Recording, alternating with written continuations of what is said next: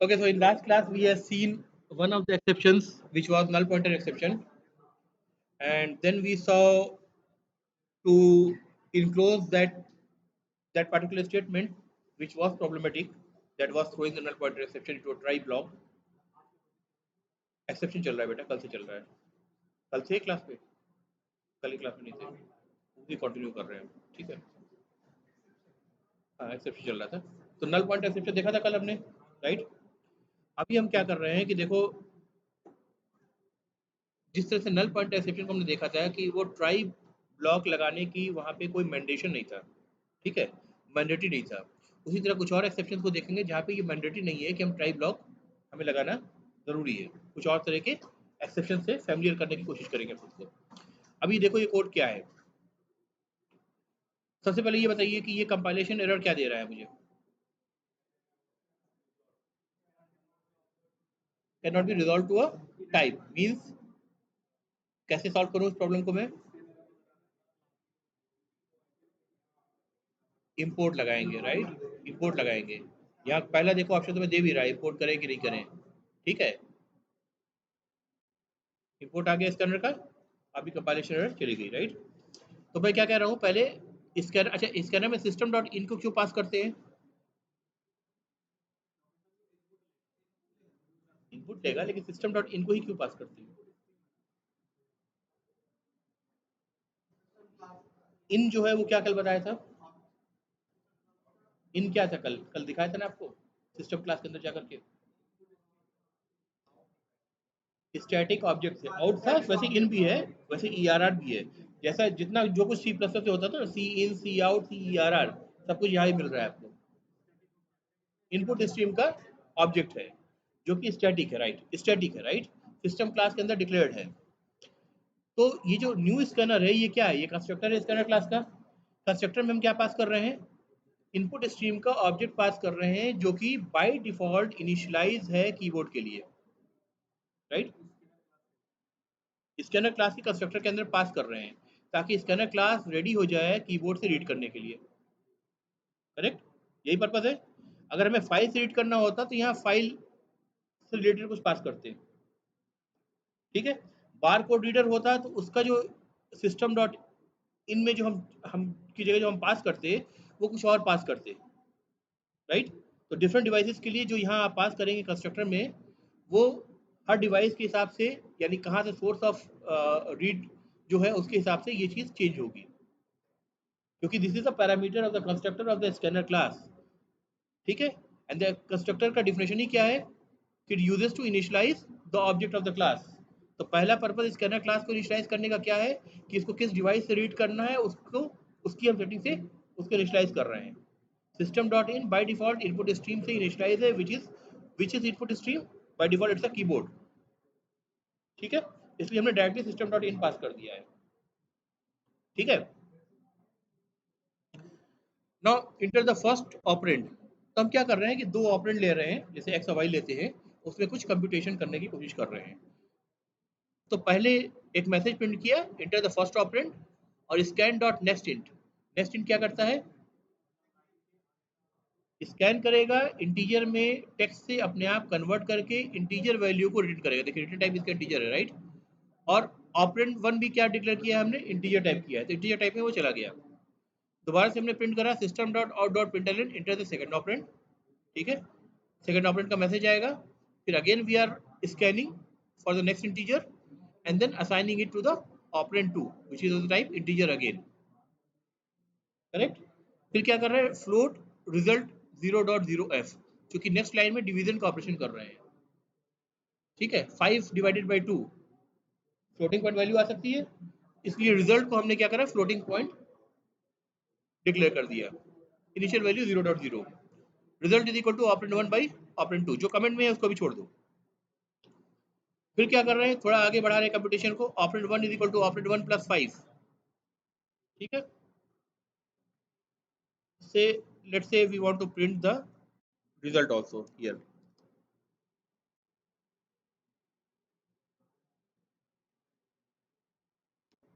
First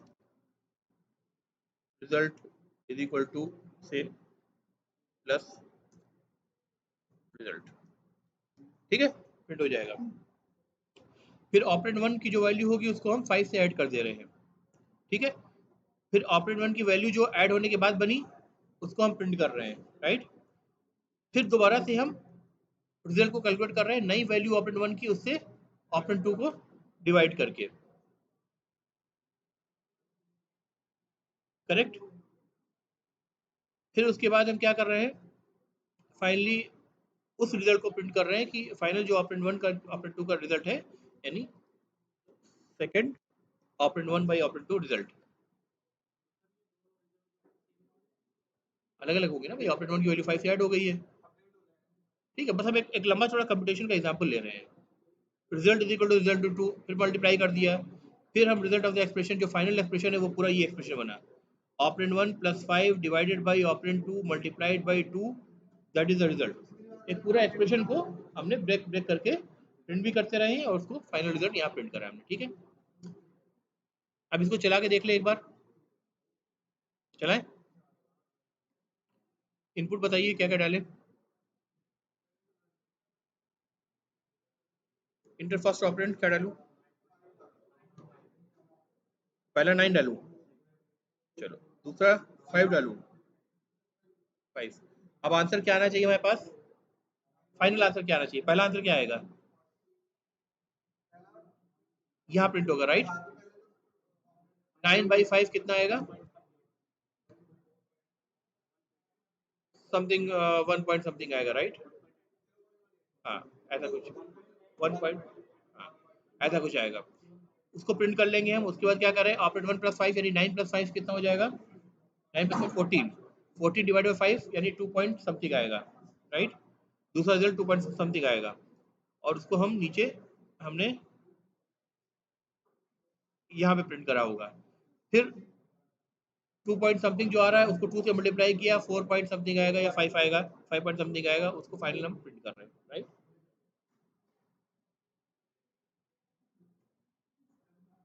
इसको inter कर देते हैं, फाइनल 4 पॉइंट समथिंग आ रहा है, राइट। अच्छा, ये तो कुछ अनएक्सपेक्टेड रिजल्ट आ रहा है, देखो। First result is equal to 1.0 क्यों आ रहा है,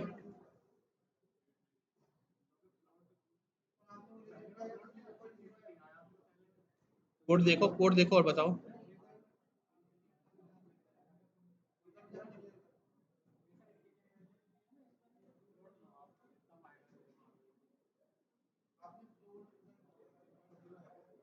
रिजल्ट तो फ्लोट लिया है ना, लेकिन आंसर क्या आना चाहिए, 9 डिवाइड बाई 5 आना चाहिए पहली जगह। 9 डिवाइड बाई 5 कितना होगा, 1 पॉइंट समथिंग आएगा, लेकिन आ रहा है 1 क्यों।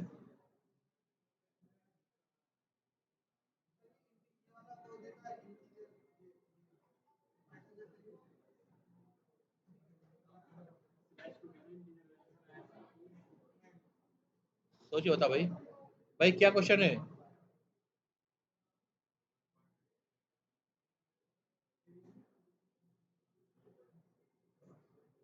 देखो, अगर पढ़ना नहीं है तो चुपचाप बैठे रहो, डिस्कशन नहीं करो, वरना यहाँ बुला करके अभी आपसे कोड लिखवाना शुरू करूंगा मैं। आपने पहला इनपुट दिया था 9, दूसरा इनपुट दिया था 5, तो ऑपरेंड 1 में 9 गया, ऑपरेंड 2 में 5 गया, राइट। रिजल्ट 0 से इनिशियलाइज था, ऑपरेंड 1 डिवाइड बाई ऑपरेंड 2 उसके बाद करा आपने, यानी 9 डिवाइड बाई 5 हुआ, 1 पॉइंट समथिंग आना चाहिए था, राइट। और रिजल्ट को हमने प्रिंट किया, लेकिन रिजल्ट क्या आ रहा है, 1 आ रहा है, 1.0 आ रहा है। आप चाहे तो डिबग करके भी इसकी इंडिविजुअल वैल्यू को वेरिएबल में चेक कर सकते हैं। वही तो पूछ रहा हूँ, मुझसे क्यों पूछ रहे हो, बताओ तुम, है।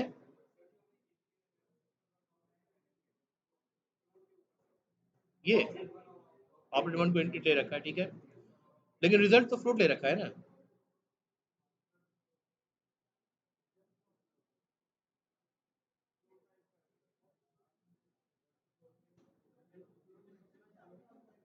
0 से इनिशियलाइज करा है, देखो। मेथड लोकल वेरिएबल बिना इनिशियलाइज के यूज ही नहीं हो सकता। मेथड लोकल वेरिएबल है ना, बिना इनिशियलाइज के तो यूज ही नहीं हो सकता, इंस्टेंस वेरिएबल तो है नहीं।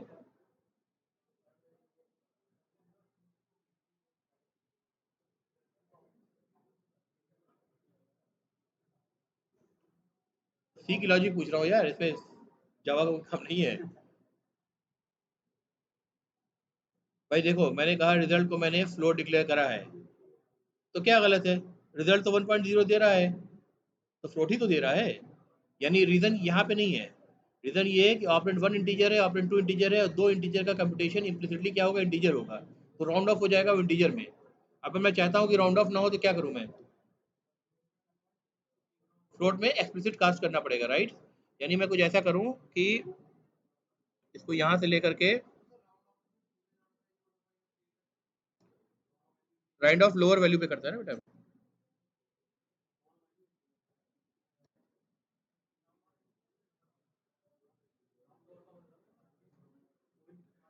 देखिए अब काम करेगा, ट्राई करें।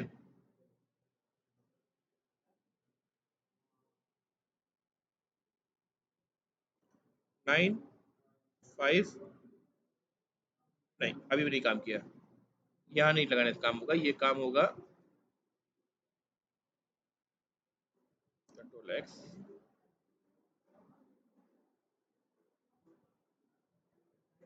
पहले लगाइए,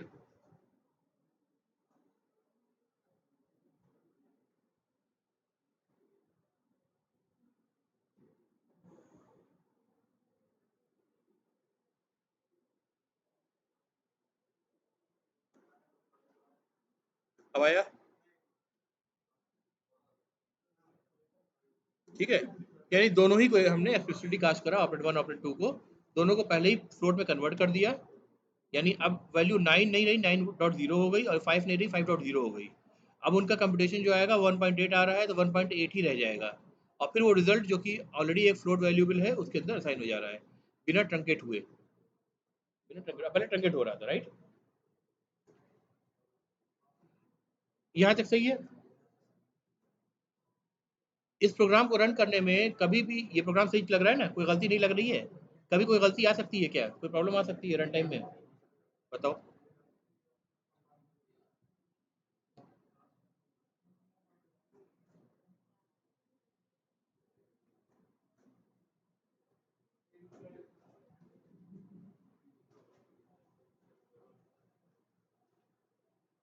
ऑपरेंड 1 या ऑपरेंड 2 में से किसी एक को अगर मैं 0 दे दूँ,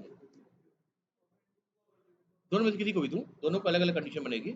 मान लो ऑपरेंड 1 को पहले मैं 0 दे रहा हूँ, ऑपरेंड 2 को मैंने कहा 5, क्या रिजल्ट निकला? 0.0। 0 को किसी नंबर से डिवाइड करेंगे तो क्या मिलेगा? 0 मिलेगा। बात सही है? ये एक्सेप्शन नहीं है, ये एक्सेप्शन कंडीशन नहीं है, मैथमेटिक्स का रूल है।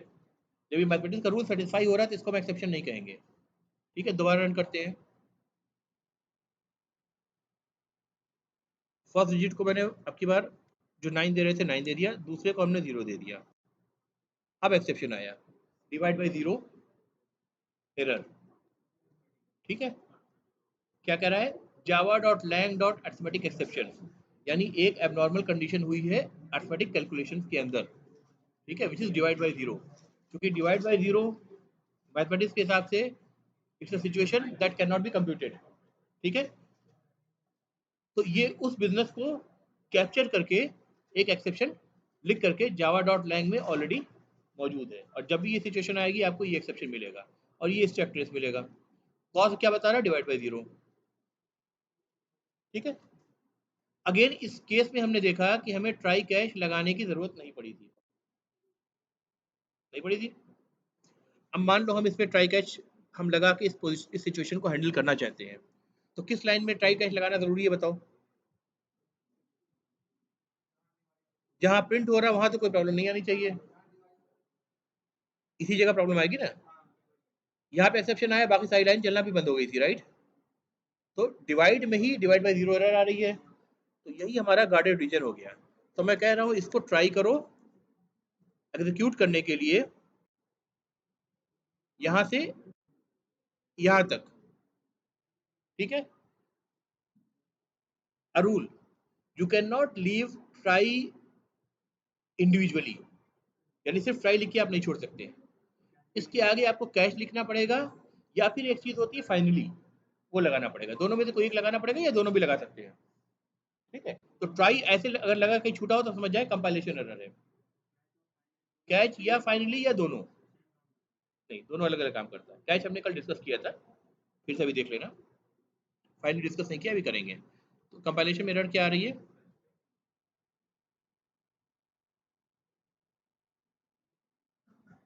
कुछ बता क्यों नहीं रहा है? Insert finally to complete the try statement, ये कह रहा है ना फाइनली लगाओ कम से कम। ट्राई के बाद कैश नहीं लगा रहे हो तो कम से कम फाइनली लगाओ। हमें कैश लगा रहे हैं तो फाइनली लगाने की जरूरत नहीं पड़ेगी, कैश हमने लगाया। और हमारा एक्सेप्शन का नाम क्या था? Arithmetic exception. किस पैकेज के अंदर था? Java dot lang. तो जावा डॉट लैंग को इम्पोर्ट हमने करा नहीं है। क्या यहाँ फुली क्वालिफाइड नेम लिखे, Java dot lang dot arithmetic exception? लिखना चाहे तो लिख सकते हैं, मुझे मना नहीं करेगा कंपाइलर, लेकिन जरूरत नहीं है, क्योंकि जावा डॉट लैंग में जितनी भी क्लासेज है वो ऑलरेडी इंपोर्टेड होती हैं। तो फिर सीधे मैं कहूंगा अर्थमेटिक एक्सेप्शन। इसका एक ऑब्जेक्ट ई एक्स जो आपका दिल करे आप बना लें, पूरा एक्सेप्शन भी लिख दें, कोई टेंशन नहीं है, ठीक है। वेरिएबल नेम है। उसके बाद आप इसको हैंडल करेंगे, कैसे हैंडल करें आप बताओ? ई एक्सेप्शन कब आया था? जब ऑपरेंड टू 0 था, ठीक है। तो कैसे क्या करें हम? इफ हो सकता है अर्थमेटिक एक्सेप्शन जो नाम जो है, ये कोई डिवाइड बाय जीरो एक्सेप्शन तो नहीं है, हो सकता है किसी और अर्थमेटिक रीजन से भी आता हो, ठीक है। तो एक सब कंडीशन इसकी हम चेक कर लेते हैं। If operand two double equal to 0, अगर ये कंडीशन है तो हम क्या करें? Operand two is equal to 1, एक डिफॉल्ट वैल्यू असाइन कर दिया, चीज हैंडल हो गई। अब अगर 9 आएगा और नीचे हमने इसको 0 दे रखा है, तो 9 डिवाइडेड बाई 1 हो जाएगा, इंस्टेड ऑफ 9 डिवाइड बाई 0 में जाकर के पूरा प्रोग्राम टर्मिनेट कर जाए, ऐसा नहीं होगा, ठीक है। अब 1 की जगह 2 5 कुछ भी ऐड करना चाहे आप कर सकते, डिफॉल्ट वैल्यू राइट। लेकिन यहाँ पे हमने सिचुएशन को हैंडल कर लिया कि अगर ये प्रॉब्लम आ रही है जिसकी वजह से प्रोग्राम अब्रप्टली टर्मिनेट हो जा रहा है, ब्लू स्क्रीन शो कर रहा है, तो ब्लू स्क्रीन शो करके वहां से करेक्टिव मेजर्स अपने, ये करेक्टिव मेजर है ना, कैश के अंदर जो है करेक्टिव मेजर है, ठीक है। कैश ब्लॉक आप दो पर्पज के लिए यूज करते हैं, करेक्टिव मेजर, दूसरे लॉगिंग के लिए, ज़्यादातर लॉगिंग, हाँ, मतलब एरर लॉग करने के लिए, फाइल सिस्टम में, डाटाबेस में, कहीं भी अब लॉग करने के लिए, ताकि बाद में कोई उसको रिव्यू करे कि क्या क्या प्रॉब्लम आई थी एप्लीकेशन चलने में, तो उसको नजर आ जाए ये प्रॉब्लम आई थी, राइट। तो बेसिकली इन दो पर्पज के लिए यूज होता है, राइट। तो अब ये चीज़ आपका करेक्ट हो गया। अब बाकी प्रोग्राम आपका चलेगा एज इट इज, ठीक है। लेकिन ये जो ऑपरेशन जो हुआ था स्ट्राइक ब्लॉक के अंदर, ये तो स्किप हो गया ना। करेक्टिव मेजर आपने दे दिया, लेकिन जो काम आपको करवाना था वो स्किप होकर कैच ब्लॉक में आ गया, तो वो काम हुआ नहीं। उस काम को भी तो लाना पड़ेगा इधर कैच ब्लॉक में, जैसे कल करा था हमने। इसको कंट्रोल सी करके दोबारा से हम यहाँ पे लाएंगे, और अब की बार ये इस ब्लॉक में नहीं है। अगर इस ब्लॉक के अंदर बॉडी नहीं है, इसका मतलब सिंगल स्टेटमेंट इस ब्लॉक में है, उसके बाद वो इस ब्लॉक के बाद आ जा रहा है, राइट।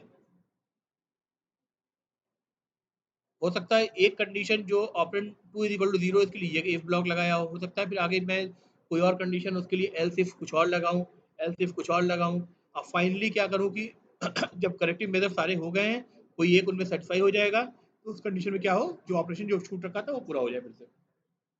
क्लियर है? अब रन करके देखिए एक बार। इंटर फर्स्ट ऑपरेंड आपने कहा 9, इंटर सेकंड ऑपरेंड 0 डाले, 0, 0 की जगह क्या हो जाएगा, 1 हो जाएगा। अब देखो क्या हुआ, first operand is equal to 9, second operand, final result is equal to infinity. क्यों आया भाई? Operand 2 is equal to 1 assign किया, देखो कहाँ गलती है। ऑपरेंड टू स्पेलिंग से लिखी हमने, 2 इज इक्वल टू 1 असाइन कर दिया हमने। फ्लोट ऑपरेंड 1, ऑपरेंड 9 था, 9 डिवाइड बाई 1, इसको रिजल्ट इज इक्वल टू 9 आना चाहिए था। फर्स्ट रिजल्ट क्या प्रॉब्लम बताओ, क्या लगता है?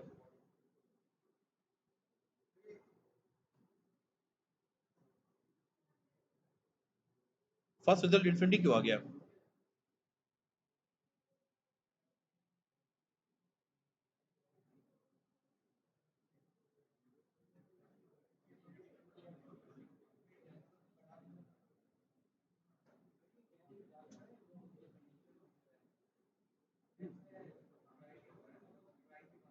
डाउट है तो अभी चेक कर लेते हैं। ब्रेक पॉइंट लगाया, ट्राई के अंदर लगाया ना। डीबग एज जावा एप्लीकेशन, यही करते हैं, सही है ना। कहाँ कंट्रोल आके रुकेगा, लाइन नंबर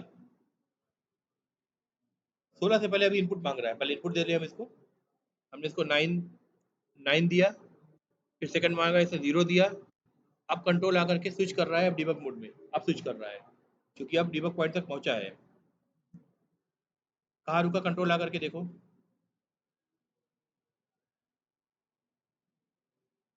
ट्राई ब्लॉक के अंदर आके रुका, ठीक है।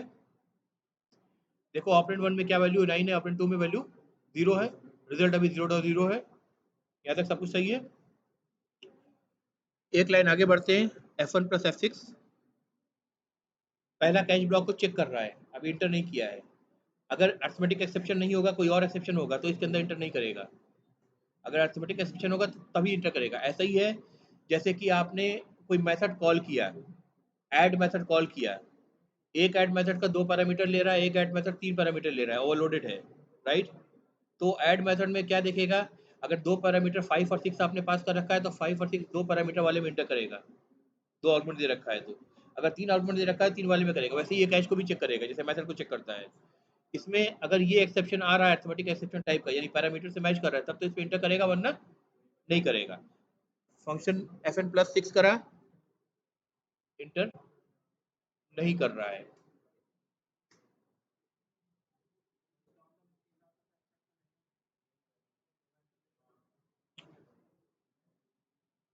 एक्सेप्शन क्यों नहीं आया,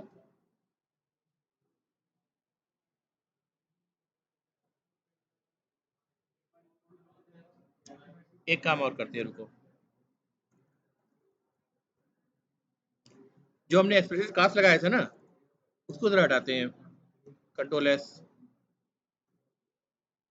देखो जब भी तुम कोई चीज अगर डीबग चल रहा है, उसमें कोई कोड में आप चेंज कर रहे हो, तो एक बहुत अच्छा फीचर ये देता है कि आप फिर से रीस्टार्ट कर सकते हैं डिबगिंग को, विदाउट क्लोजिंग द डिबग और स्विचिंग द मोड, कुछ भी किए बिना फिर से आप रिस्टार्ट कर सकते हैं। फिर से देखो प्रोग्राम आपका एक्सिक्यूट का, फिर से मांग रहा है फर्स्ट ऑपरेंड, ठीक है। तो अगर कभी कोड चेंज करना पड़े तो ये मत चक्कर में पड़ना कि क्लोज करें हम उसको, स्टैक से हटाएं, यहाँ पे क्लोज ऑल करें, फिर दोबारा से डीबग एज करें और फिर चला के देखें कोड चेंज करने के बाद, ये सब करने की जरूरत नहीं। वही करो, सेव करो, अपने आप वो स्टार्ट करने का ऑप्शन देगा आपको, ठीक है। क्लियर है ना। फर्स्ट ऑपरेंड आपने 9 दिया, दूसरा ऑपरेंड आपने 0 दिया, ठीक है। अब कहाँ आएगा, यहाँ पे आएगा, राइट। अभी देखो 9 और 0 है, 9.0 और 0.0 नहीं है, राइट। 9 0 तभी 0 वही था। अब देखते हैं क्या होता है, Fn प्लस F6, ये कैश से पहुंच रहा है, पिछली बार कैश के अंदर इंटर नहीं कर रहा था, लेट्स सी अब की बार ये कैश में जा रहा है कि नहीं जा रहा है। अब की बार ये जा रहा है somehow, I don't know whatever the reason they have coded in Java, दो फ्लोटिंग पॉइंट नंबर में अगर नीचे वाला ऑपरेंड 0 है तो उसका रिजल्ट वो इन्फिनिटी प्रिंट कर रहे हैं, instead of giving a exception, instead of throwing an exception. तो एक रीजन डिबग करके आपको ये पता चल गया। गैस क्लियर है। क्यों कर रहे हैं वो उसके डॉक्यूमेंटेशन में जाके हमें तलाश करना पड़ेगा, या आप ब्लॉग्स वगैरह में एक बार ये क्वेश्चन सर्च कर लो, शायद मिल जाए, या डाल दो, ना मिले तो पता चल जाएगा, नहीं तो otherwise you can figure out, ठीक है। ना मिले तो बताना, मैं फिगर आउट करके बता दूंगा। But this is what is happening, जब तक ये ऑपरेंड 1 और ऑपरेंड 2 को हमने एक्सप्लिसिटली कास्ट कर रखा था, तब वो 9.0 और 0.0 हो रहा था, राइट। तो जब 9.0 को 0.0 से डिवाइड कर रहे थे तो वो अर्थमेटिक एक्सेप्शन के अंदर नहीं जा रहा था, ठीक है। May be arithmetic exception class के ही डॉक्यूमेंटेशन में वो आपको मिल जाए, इसका रीजन उन्होंने वहां बता रखा होगा किस चीज के लिए इस क्लास को हमने इस एक्सेप्शन को डिजाइन कर रखा है, तो हो सकता है उसी के अंदर आपको मिल जाए, थोड़ा सा डॉक्यूमेंटेशन पढ़ना पड़ेगा आपको, ठीक है। But somehow this is happening. मैंने भी पहली बार किया आपके सामने, क्योंकि डिस्कस करते करते ये चीज आ गई फ्लो, तो ये चीज मुझे भी पहले में नहीं पता थी, ठीक है, बहुत माइन्यूट सी चीज है, right. But we have somehow figure it out using the debug tool, ठीक है। अब इसके अंदर जा रहा है, अब देखिए करेक्टिव मेजर हो रहा है कि नहीं हो रहा है, even with integer. If operand 2 is equal to 0, अगर ये एक्सिक्यूट होगा तो ये अगली लाइन में जाना चाहिए, अगर ये कंडीशन ट्रू होगी तो अगली लाइन में जाना चाहिए। Fn प्लस F6 लाइन में जा रहा है,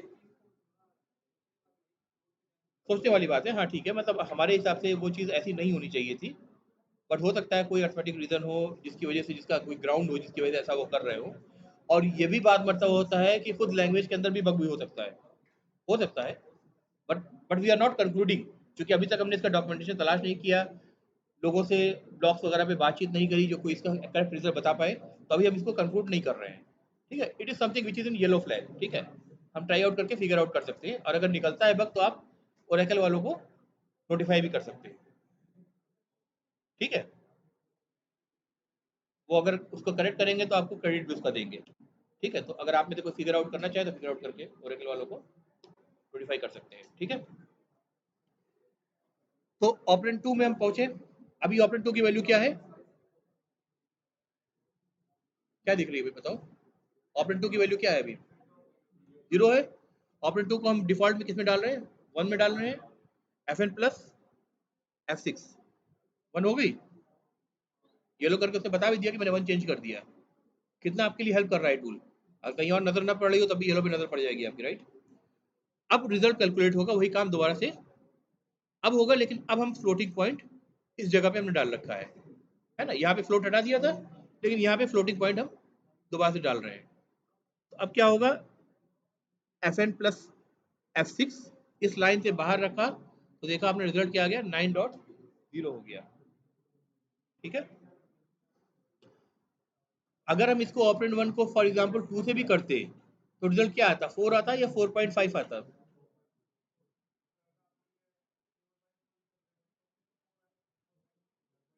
4.5 ही एक्सेप्टेड है ना, श्योर हो।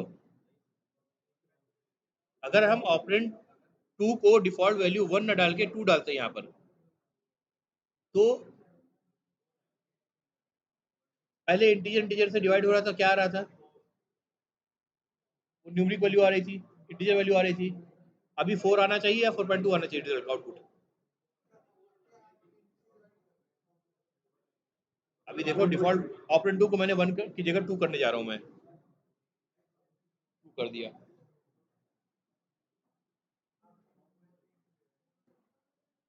9 डाले और 2 हो जाएगा डिफॉल्ट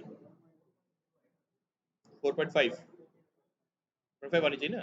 देखते हैं, we are expecting it to be 4.5 right, क्योंकि नीचे नीचे कास्टिंग हो रही है ना, नीचे कास्टिंग हो रही है, तो जब कास्टिंग हो रही है तो फिर एक्सप्रेस कास्टिंग 4.5 आनी चाहिए। लेट्स सी, दोबारा से मैंने कंट्रोल एस करा, अपने आप इसने पूछा कि फिर से शुरू करें डिबगिंग करना, मैंने कहा हाँ ठीक है रिस्टार्ट करो।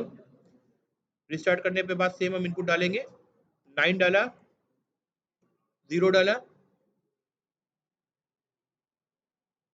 रिजल्ट अभी यहाँ तक 0 है। ठीक है, Fn प्लस F6 आगे बढ़ रहे हैं, इसके अंदर इंटर करेंगे, ऑपरेंड 2 इज इक्वल टू 0 मिलेगा, ऑपरेंड 2 इज इक्वल टू 2 हो गया।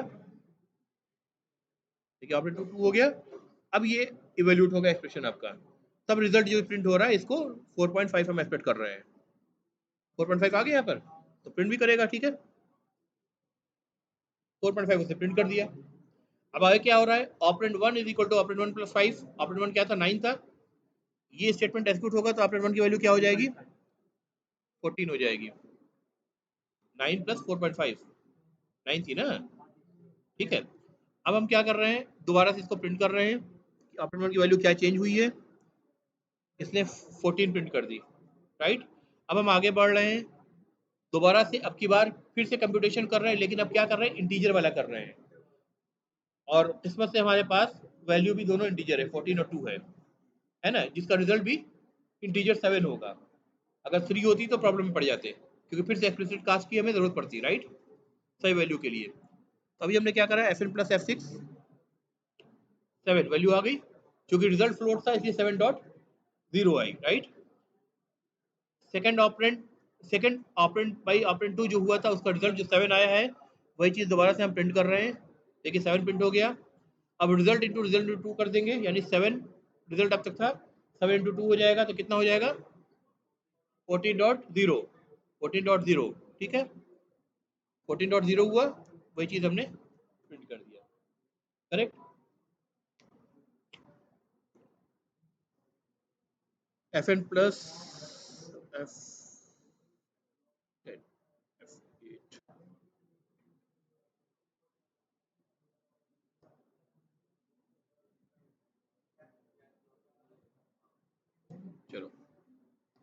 अब इस कोड में थोड़ा सा एक्सचेंज करते हैं।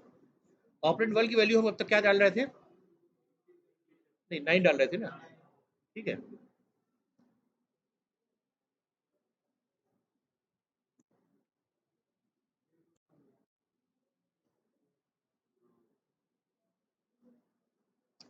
क्या किया है मैंने?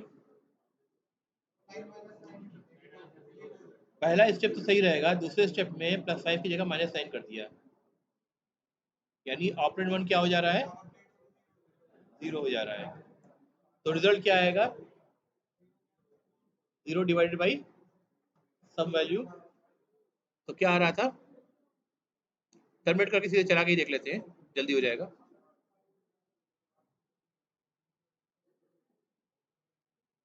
9 5 नहीं, दूसरा 0 दे रहे थे, 0 ही देंगे ना। क्या करें बताइए, 0 दे या 5 दे?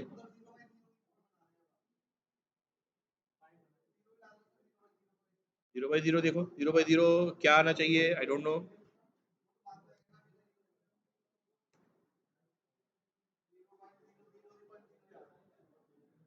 0.0 ही आ रहा, राइट? ऑपरेंड 1 तक तो सही था, फर्स्ट रिजल्ट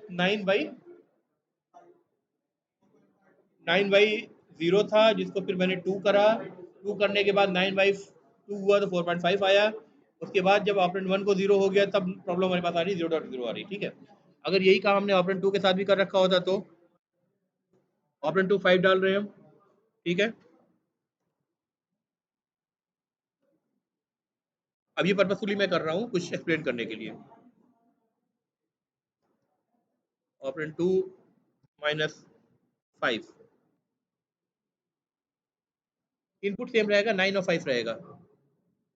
इनपुट हम 9 और 5 डालेंगे, ठीक है। तो क्या होना चाहिए बताइए? डीबग करके देख लेते हैं हम, ताकि स्टेप बाय स्टेप पता रहे हमको। पहला ऑपरेंड पूछ रहा है, हमने 9 डाला। दूसरा ऑपरेंड बोल रहा है 5 डाला हमने, ठीक है। 9 और 5 से इनिशियलाइज हुआ, रिजल्ट अभी 0 है। ये कंप्यूटेशन होगा ऑपरेंड 1 बाई ऑपरेंड 2, जो कि 9/5 हो रहा है। दोनों वैल्यू क्या है? वैल्यू समथिंग 1 पॉइंट समथिंग आना चाहिए, लेकिन चूंकि कास्टिंग नहीं है तो ये ट्राई में सक्सेस हो जाएगा, कैश में नहीं जाएगा, एक्सेप्शन नहीं थ्रो करेगा, राइट? क्या समझ में आ रही है? एक्सेप्शन थ्रो नहीं करेगा इसमें, राइट? तो हम आ गए कैश को चेक करके, कैश से बाहर, कैश के अंदर इंटर नहीं किया इसने, क्योंकि एक्सेप्शन थ्रो नहीं हुआ। रिजल्ट प्रिंट करेगा, रिजल्ट का जो कि अभी 1.0 है, F1+F6, इसने 1 प्रिंट कर दिया। ऑपरेंड 1 -9 ऑपरेंड 1 में असाइन हो गया, यानी ऑपरेंड 1 क्या हो गया? 0 हो गया, ठीक है। ऑपरेंड 2 क्या हो गया? ये भी 0 हो गया। अब रिजल्ट क्या हो गया? दोनों को 0/0 डिवाइड कर रहे हैं।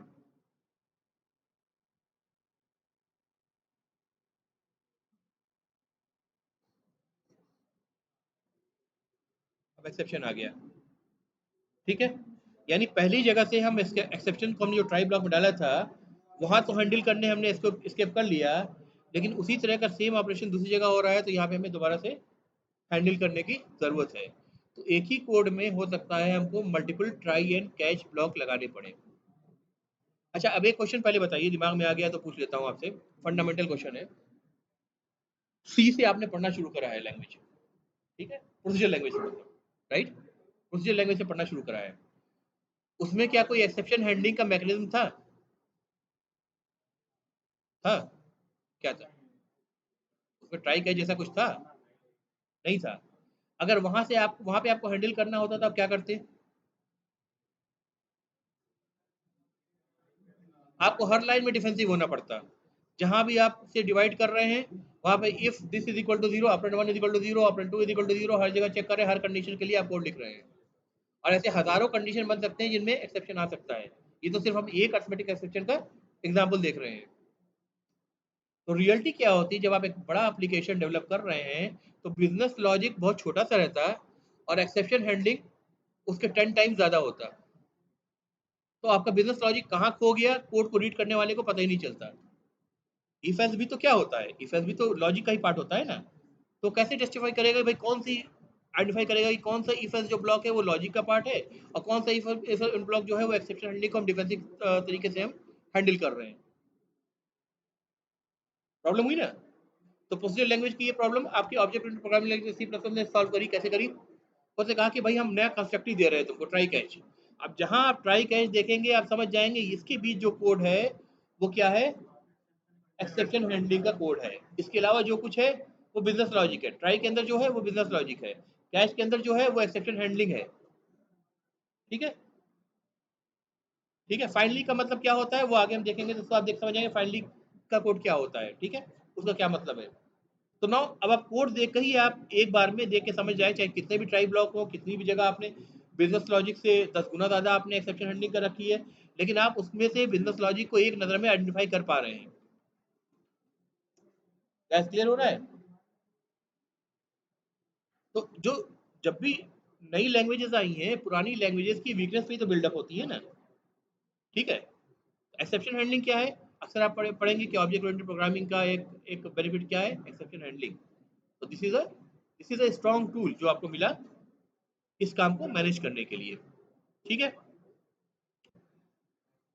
अब बताओ भाई, अब यहाँ पे फिर से प्रॉब्लम आ गई, अब इसको कैसे सॉल्व करें?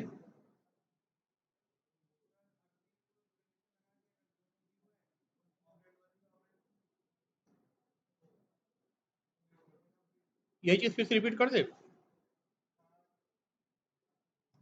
ठीक है,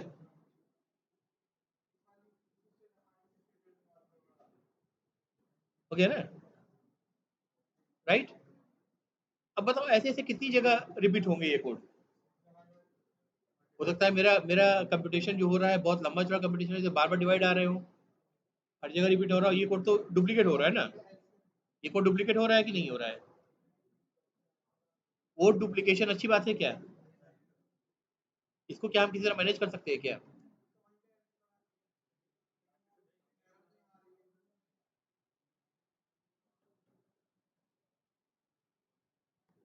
देखते हैं, शायद हम इसको मैनेज कर पाए।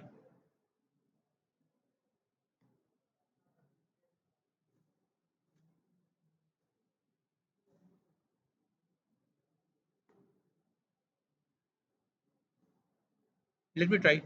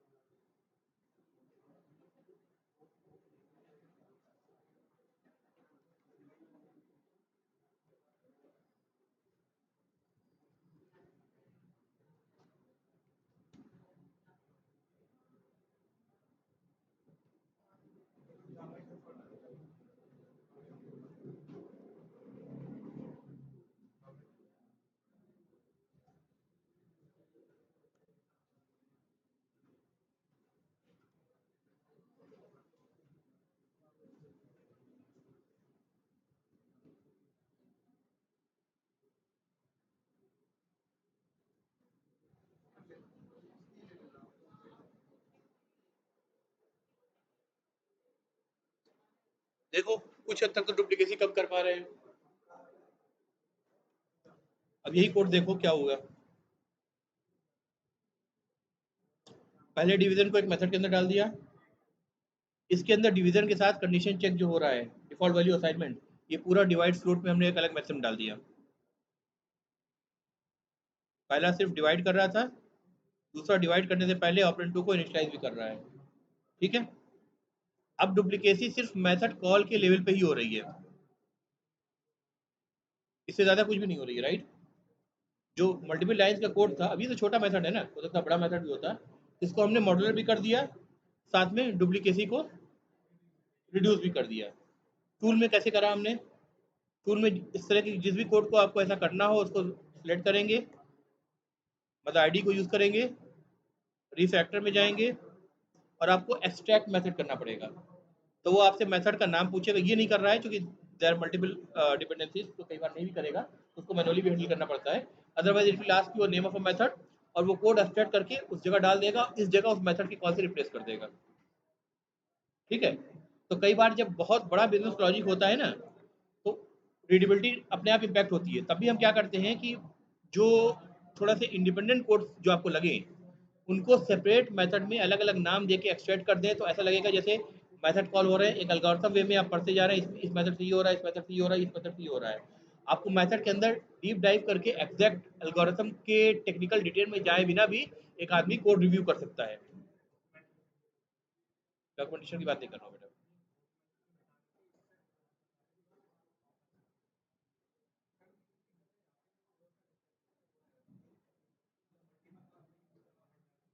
मल्टीपल बात यूज करना पड़ेगा।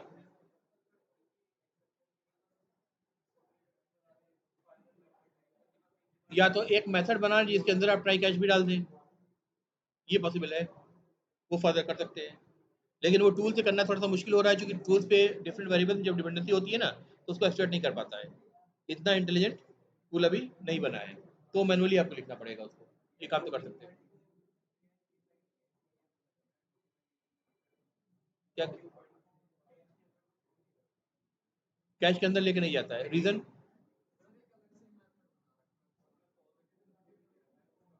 क्या दे रखा है, क्या मेथड बना रखा है।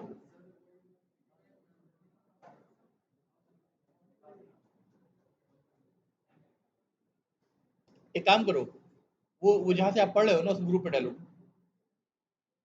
कंटेंट को ग्रुप में व्हाट्सएप कर दो ताकि सारे पढ़ पाए उसको। ठीक है,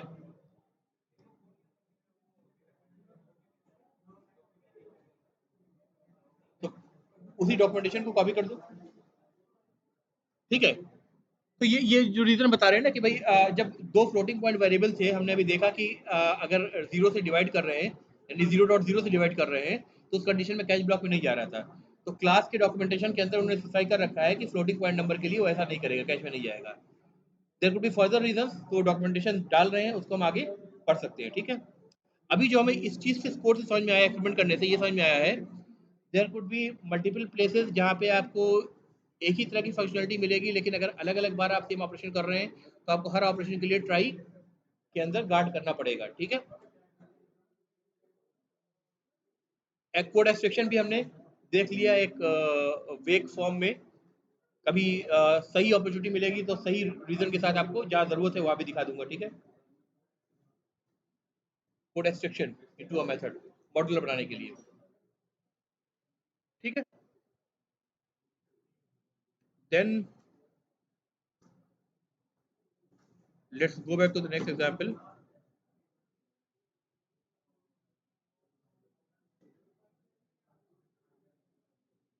अब देखो इस कोड में क्या हो रहा है, गाइस ये देखो बहुत सिमिलर कोड है। बताइए इसमें क्या हो रहा है, उसी कोड को मैंने मॉडिफाई किया होगा।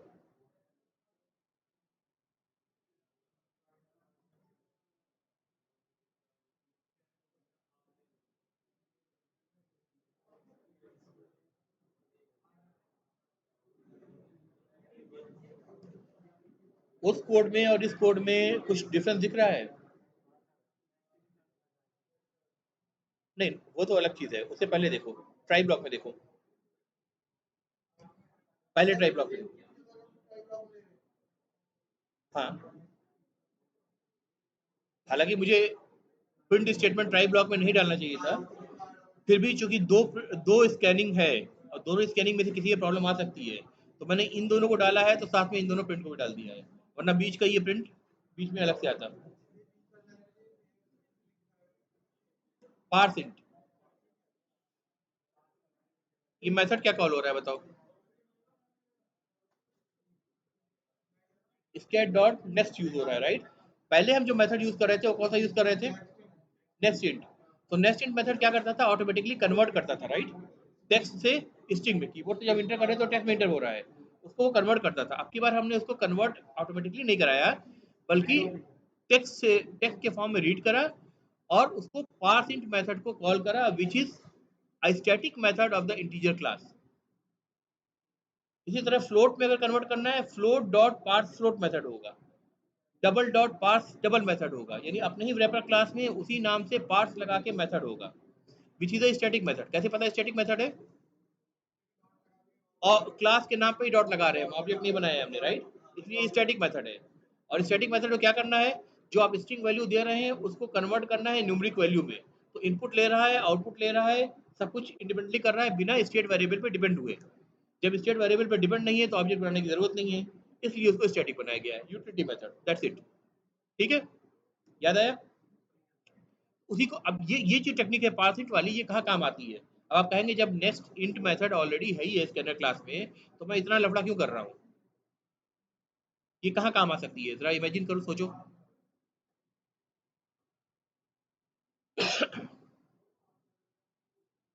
पार्स इंट मेथड जो है, रैपर क्लासेस जो दे रहे हैं आपको, वो कहाँ यूज कर सकते हैं हम? किस सिचुएशन में यूज कर सकते हैं? भाई स्कैनर क्लास से रीड करने में तो नेक्स्ट से हम रीड करें फिर पार्स करें से सही बनाता है, राइट? क्योंकि नेक्स्ट इंट मेथड है।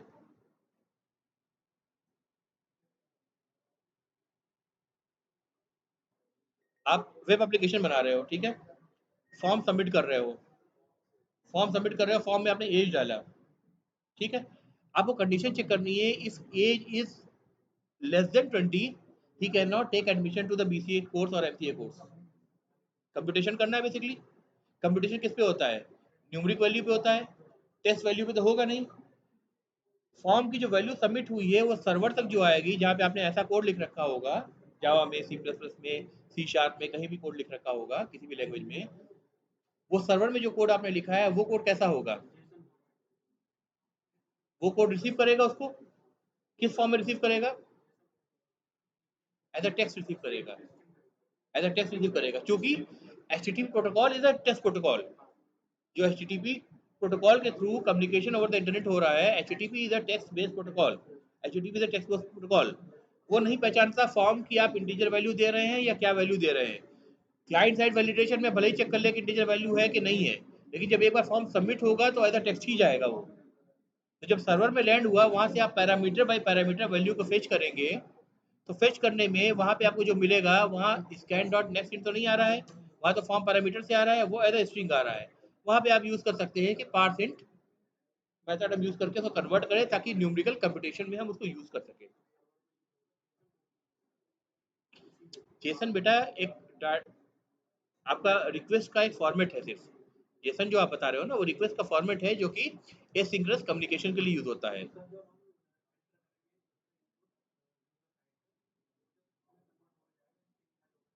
जेसन में जो वैल्यू आएगी तो टेक्स्ट ही आएगी ना, अल्टीमेटली टेस्ट आएगी, चाहे आप जेसन यूज करो, चाहे आप रिक्वेस्ट ऑब्जेक्ट से फेच करो, या जितने भी टेक्निक्स मौजूद हैं, किसी भी तरीके से वेब सॉकेट आप यूज करो, कुछ भी आप यूज करो, ठीक है, ऑब्जेक्ट ब्रोकर भी अगर आप यूज कर लो मल्टीपल टेक्नोलॉजीज के बीच, तो भी अल्टीमेटली वो टेक्स्ट में ही आएगा।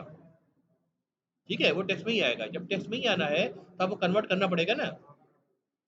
एक तो मैनुअली आप ऐसे कन्वर्ट कर सकते हैं, या अगर आप कोई फ्रेमवर्क यूज कर रहे हैं, जैसे स्ट्रक्स यूज कर रहे हैं या स्प्रिंग यूज कर रहे हैं, उनमें ये ऑलरेडी तरीके होते हैं कि आप उसको मैपिंग करके बता सकते हैं कि ये पर्टिकुलर फील्ड जो आएगी इस क्लास के अंदर, वो इंटीजर टाइप की आएगी, फ्लोट टाइप की है, किस टाइप की आएगी। तो बैकग्राउंड में वो फ्रेमवर्क कोड चला के कन्वर्ट कर लेगा, लेकिन अल्टीमेटली वो भी यही करेगा, अल्टीमेटली वो भी यही काम करेगा। ठीक है, तो इन सब जगहों पे आपको हैंडी मिलेगी चीजें। क्लियर हो रही बात? तो पहले हमने क्या करा कि स्कैन डॉट नेक्स्ट से वैल्यू को रीड करा, इंटीजर में कन्वर्ट करा, फिर ऑपरेंड वन जो कि एक इंटीजर टाइप का, उसमें असाइन कर दिया। सिमिलरली ऑपरेंड टू को भी रीड करा, उसको कन्वर्ट करा इंटीजर में, पार्ट्स करा, और उसको ऑपरेंड टू में असाइन कर दिया। अगर आप पहले से नहीं भी बात समझ रहे हैं, अगर कोड की बात मेरी सुने और कोड देखे ना, तो आपको मेथड के नाम से सब कुछ समझ आ रहा है, पार्स कर रहा है, राइट? नेक्स्ट इंट क्या करता है, स्ट्रिंग वैल्यू को रीड करता है, ठीक है, रीड करके उसके पार्स इंट मेथड के अंदर पास किया, जिसे पास करके कन्वर्ट करना इंटीजर में, और कन्वर्ट करने के बाद असाइन किस में हो रहा है, ऑपरेंड 2 में हो रहा है, जो कि इंटीजर टाइप का है। तो एक्चुअली आप जो भी वैल्यू देंगे वो एज अ टेक्स्ट रीड होगी, इंटीजर में कन्वर्ट होगी, ऑपरेंड 1 और ऑपरेंड 2 के अंदर जाएगी, फिर आप कंप्यूटेशन कर सकते हैं, राइट।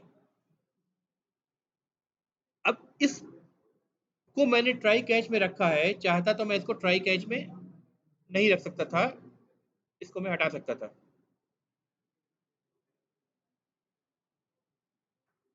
इस पूरे कोड को मैं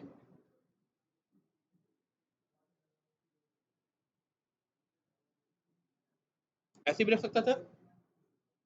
इसका मतलब इस केस में भी अभी तक मैं ये बात नहीं कर रहा हूं कि इस एक्सेप्शन को हैंडल करना आपके ऊपर फोर्स किया गया है। अभी तक हम सारे वही एक्सेप्शन देख रहे हैं जिनको हैंडल करना मैंडेटरी नहीं है। चाहे तो ट्राई कैच ब्लॉक लगाओ, चाहे तो ना लगाओ। नहीं लगाओगे तो क्या होगा, मैं रन कर रहा हूं, आपने कहा फर्स्ट ऑपरेंड, मैंने कहा 3, कोड आगे बढ़ा, आपने कहा सेकंड ऑपरेंड, मैंने कहा 2। अब बताओ मामला फंसेगा। 2 रीड होगा S T W O. T W O को क्या पार्स किया जा सकता है, वो तो एस की वैल्यू से पार्स होता है ना, नहीं कर सकता। यानी ये जो प्रॉब्लम आ रही है, जिसका मैंने अभी हैंडल लगाया था, ट्राई ब्लॉक लगाया था, जिसपे कैच ब्लॉक क्या था इसका, नंबर फॉर्मेट एक्सेप्शन। यानी नंबर जो आप पास कर रहे हैं, जिसको आप पार्स करने की कोशिश कर रहे हैं, उसके फॉर्मेट में ही प्रॉब्लम है। तो हम पार्स ही नहीं कर रहे, कंपटीशन की तो बात ही छोड़ दो, वही एक्सेप्शन आपका यहाँ पे आ जाएगा। देखो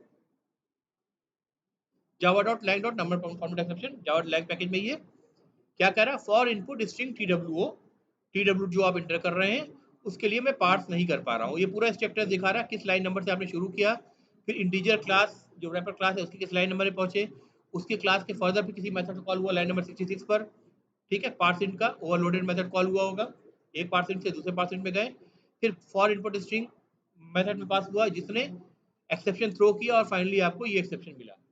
स्टैक ट्रेस इसी को कहते हैं ना, सबसे नीचे लेवल से शुरू किया उसने, जो कि आपका लाइन नंबर 21 मेन मेथड के अंदर था, वहां से उसने शुरू किया और लास्ट तक आपको बता दिया कि कहां तक आपकी प्रॉब्लम आ रही है, राइट। तो ये तो आप यूजर को दिखाना नहीं चाहेंगे, करेक्ट। तब आप क्या करेंगे, हैंडल करना पड़ेगा। यानी आपको ये वाला कोड जो मैंने कमेंट कर रखा है, इसको वापस से मैं अनकमेंट कर रहा हूँ, जिसे मैंने हैंडल करा है।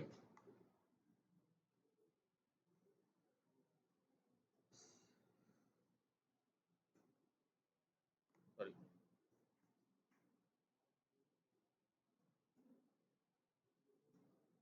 और इसको मुझे डालना पड़ेगा ट्राई में,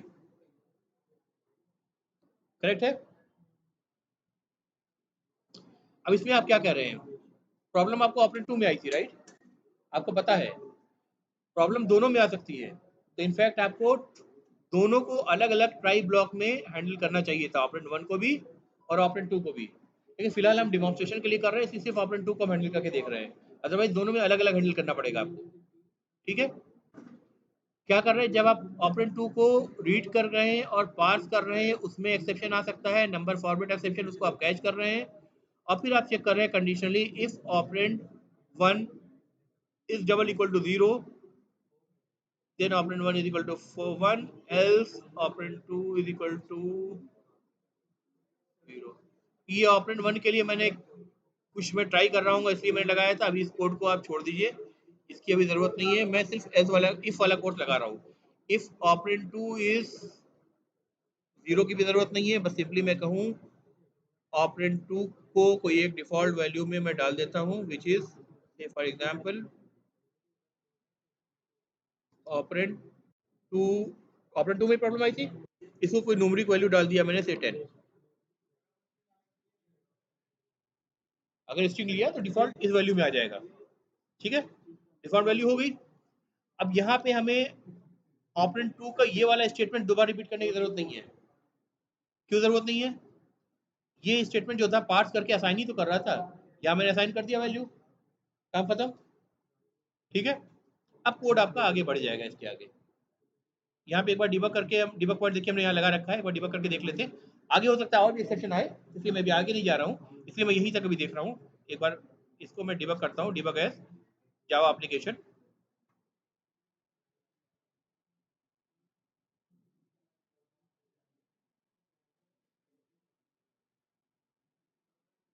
यहाँ पे आगे रुका, ये लाइन एक्सिक्यूट नहीं हुई है, इसलिए मैसेज अभी प्रिंट नहीं हुआ है, राइट। जो ग्रीन लाइन है इसी पे आगे रुका है, देखो ये यहीं पे दिख रहा है ना आपको, जो पॉइंट दिख रहा है गोल सा, जो गोल सा पॉइंट दिख रहा है यही दिख रहा है, ये आगे रुका है, ये अभी एक्सिक्यूट नहीं हुई है। ऑपरेंड 1 भी 0 है, ऑपरेंड 2 भी 0 है, ये लाइन एक्सिक्यूट हो चुकी है, ठीक है। एक लाइन आगे बढ़ते हैं, फंक्शन की और 6 F6, राइट। एक लाइन आगे बढ़े, फिर to enter the first operand, ये लाइन अभी एक्सिक्यूट नहीं हुई है। आगे बढ़ते हैं, अब मुझसे पूछ रहा है, इसलिए साइलेंट है, मैंने 8 डाल दिया फॉर एग्जाम्पल, ठीक है। Fn प्लस F6,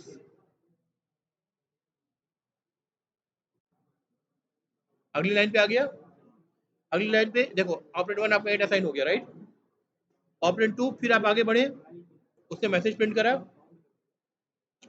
फिर दोबारा से अब ऑपरेंड 2 में मैं क्या वैल्यू इंटर करूं बताइए।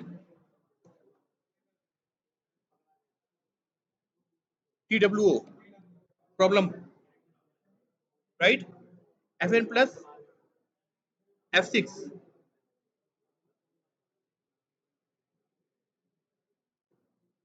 इंटर नहीं करा मैंने, कैश में आया, कैश ब्लॉक में आ गया, इसका मतलब नंबर फॉर्मेट एक्सेप्शन आपका थ्रो हो गया है। Guys please remain silent. Operand 2 अब 10 असाइन हो जाएगा तो चीज आगे, अभी ऑपरेंड 2 क्या है, 0 ही है, जो इनिशियल वैल्यू उसकी 0 थी। अगर हम कुछ भी ना करते तो 0 तो रहता बहरहाल, इसका मतलब तब भी प्रॉब्लम नहीं थी। लेकिन खैर बहरहाल हम कोई करेक्टिव मेजर लेना चाहते हैं तो हमने करेक्टिव मेजर ले लिया, वरना डिवाइड बाई 0 आ जाता है, राइट। तो ऑपरेंड 2 को मैंने टर्न कर दिया। अब डबल रिजल्ट कर करके हम आगे बढ़ाना चाहें, जितना भी चाहे बढ़ाना चाहे वो आगे बढ़ जाएगा, राइट। ऑपरेंड 2 आपका 10 हो गया। क्या यहाँ तक क्लियर है।